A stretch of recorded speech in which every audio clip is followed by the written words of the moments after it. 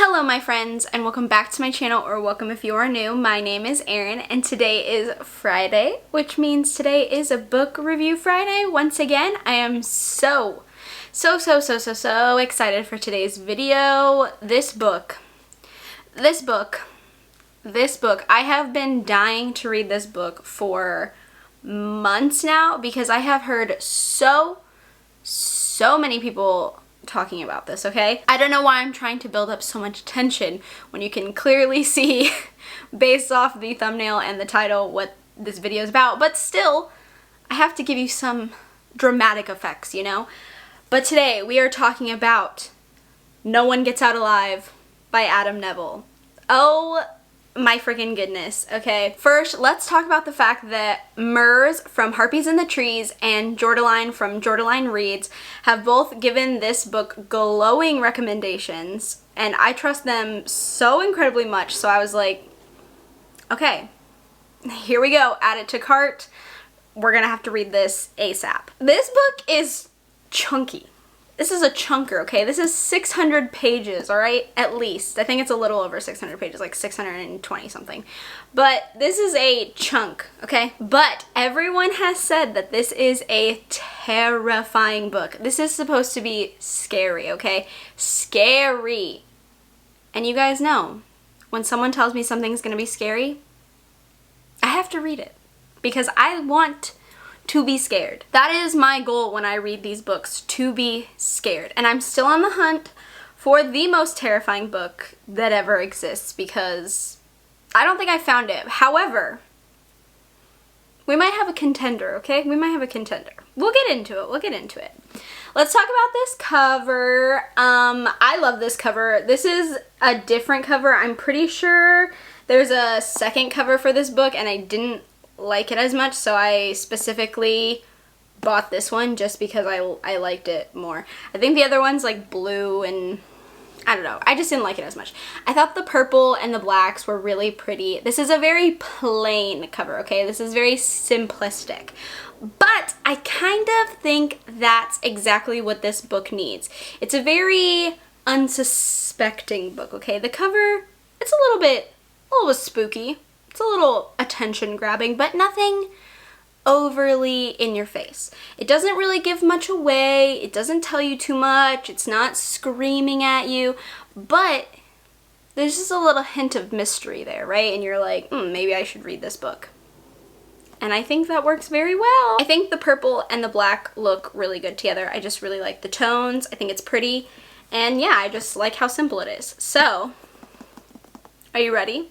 Let's get into my synopsis. Stephanie Booth is having a rough time. She's got very little money. She's working whatever temp job she can get her hands on, and she's in between places to live. She can't believe her luck when she stumbles upon a sign that says 82 Edge Hill Road is offering accommodation for girls at a low price of £40 per week. However, the place is a wreck. It's in total disarray.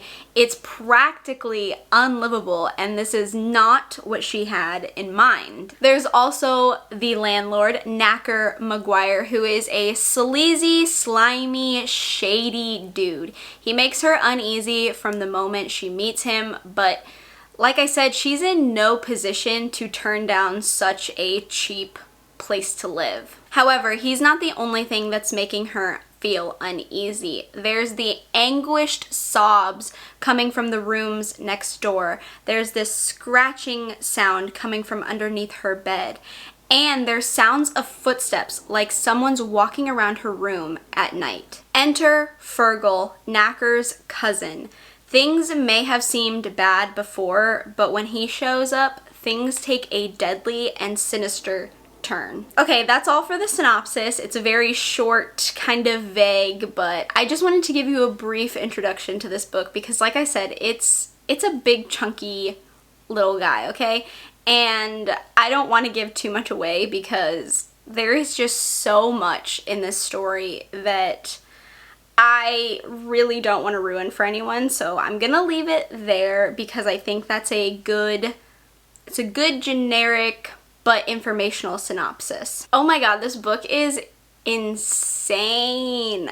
like I said, I heard so many people talking about it, specifically Mers and Jordaline, and I knew immediately from their recommendation that I needed to pick this up and get it immediately. Well, I didn't actually get it immediately. I had been putting it off because, I don't know, guys, okay? Sometimes I think about buying books and then I wait forever and then I regret it and then I go to buy more books and then I can't bring myself to buy the book. It's, you know, it's a thing that I have, okay? So really, I didn't buy this book immediately, and I'm kind of beating myself up about the fact that I didn't buy it immediately, because the sooner I could have had this, the sooner I could have been enjoying this amazing, amazing story.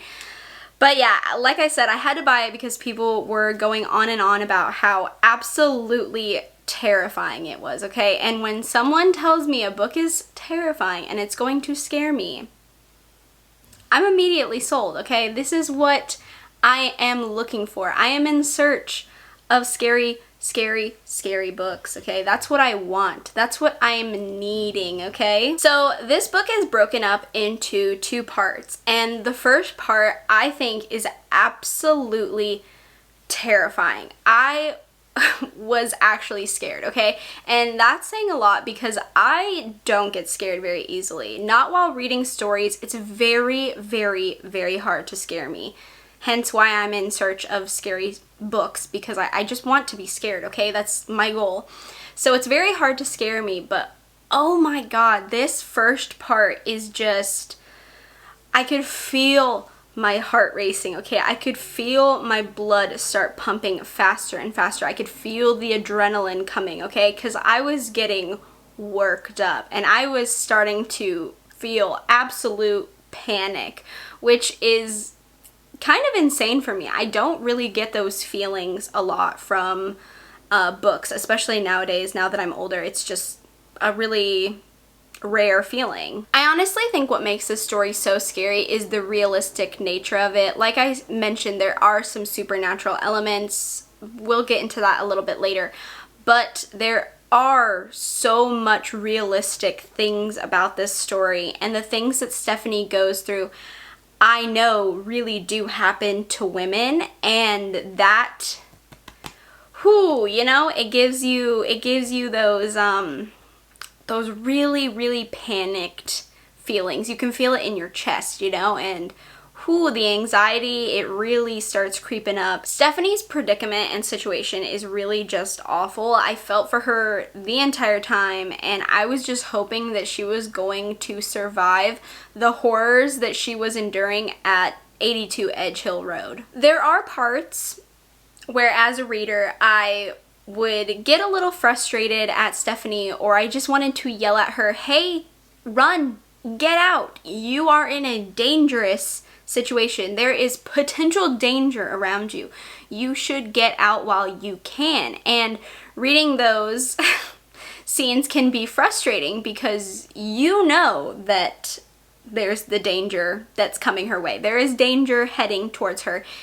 But, you know, there would be no book, obviously, if Stephanie just left and didn't stay and endure what she had to endure. I also just think, as a reader, it's easy to sit there and judge a character's actions and thought process and just kind of be like, if that was me, I wouldn't do that. But I think what we have to remember is that they are a character, but also, do you really know what you would do in that situation? I don't. I would hope I would do certain things, but I can't guarantee that for sure. I don't know what I would be feeling. I don't know where my mental state would be at.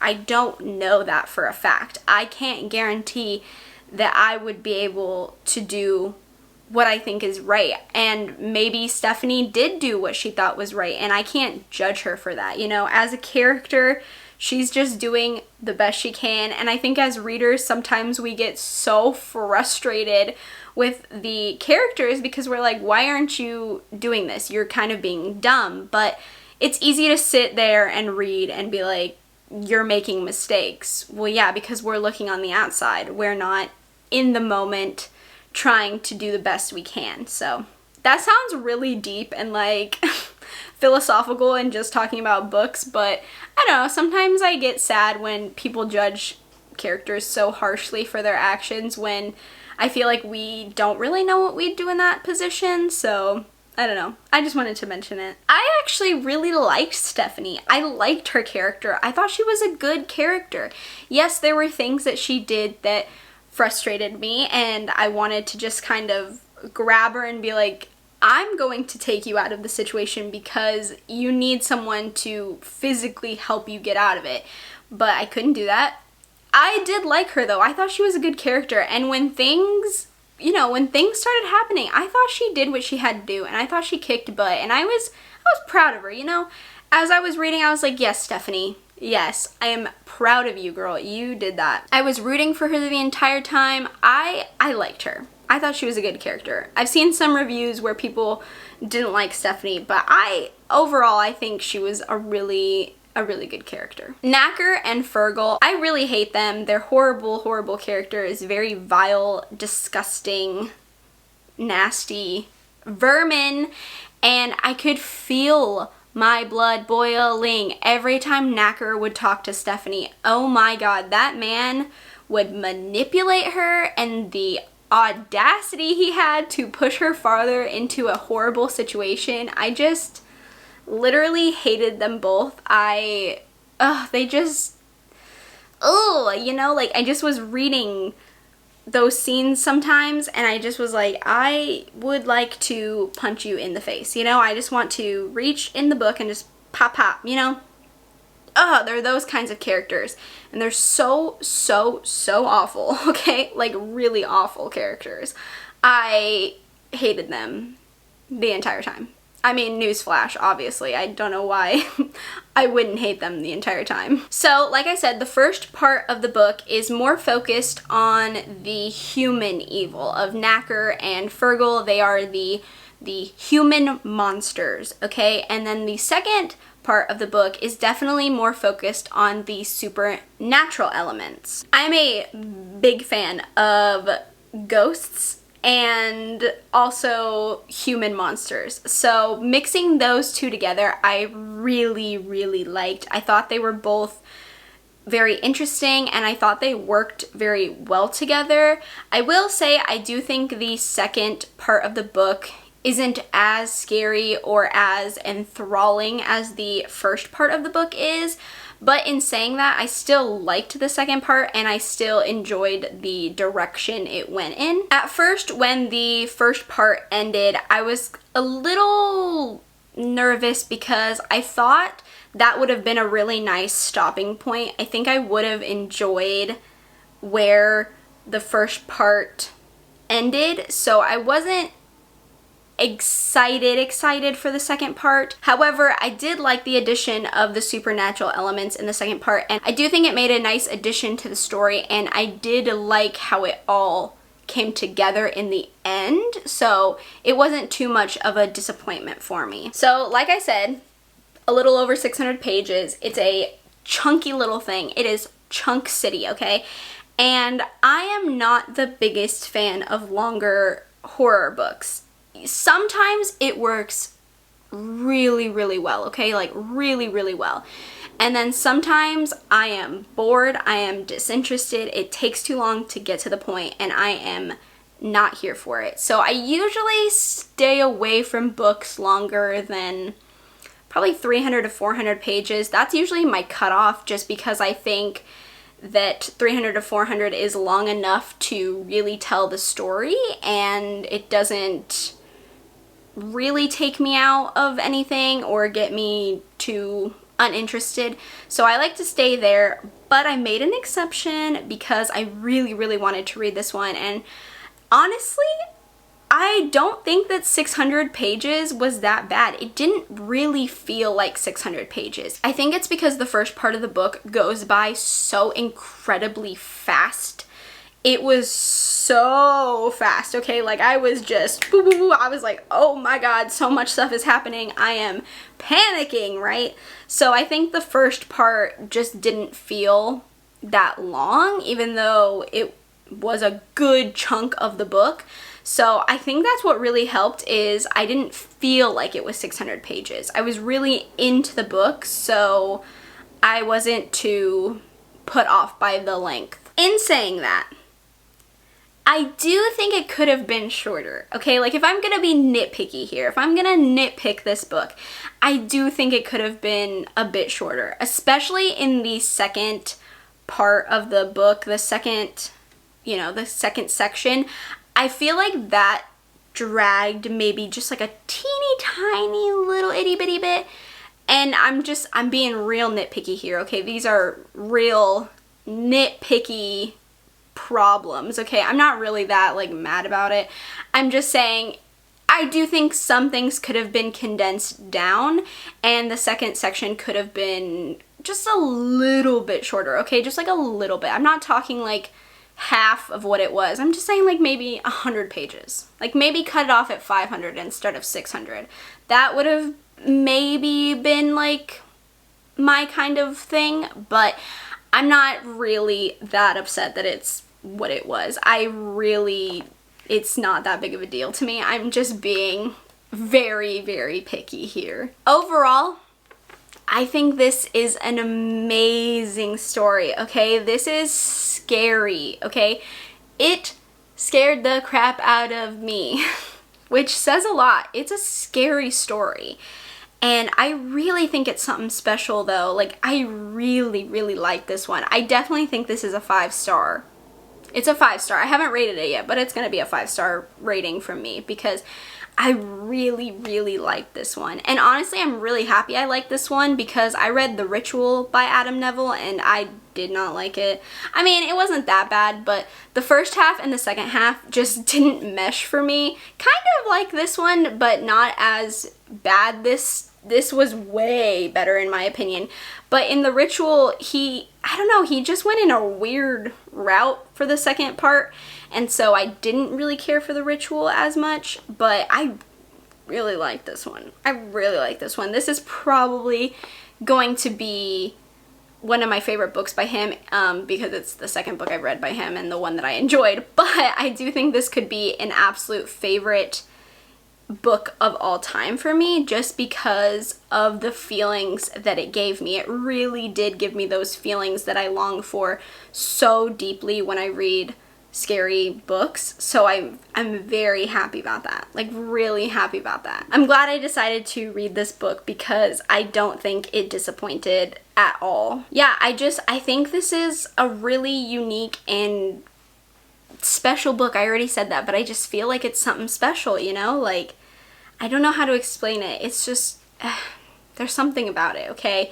I highly, highly, highly recommend checking this one out, especially if you're looking for something pretty freaking scary. If you have been wanting to read it, this is your sign. Read it, okay? Check it out. Try it, okay? I really, really, really liked this one. It was really, really good. Oh, God, it was good. Yeah, that's going to do it for my review on No One Gets Out Alive by Adam Nevill. So happy I finally read this book. Feels like it took me forever to get to it, but I did it, and I'm so happy. Please let me know in the comments down below if you have read this one and what you think. I would love to chat about it with you. If you enjoyed this video, please give me a thumbs up. It lets me know what kind of content you enjoy from me. That way I can keep providing you with that kind of content. Feel free to subscribe to my channel if you haven't already. We can become friends, talk about books, movies, makeup, horror, all kinds of things. I do a lot on this channel, so hopefully there's something for everyone. With that being said, I hope you guys are having a really, really, really great day. I hope you guys have an even more wonderful weekend, and I will see you on Monday. Bye!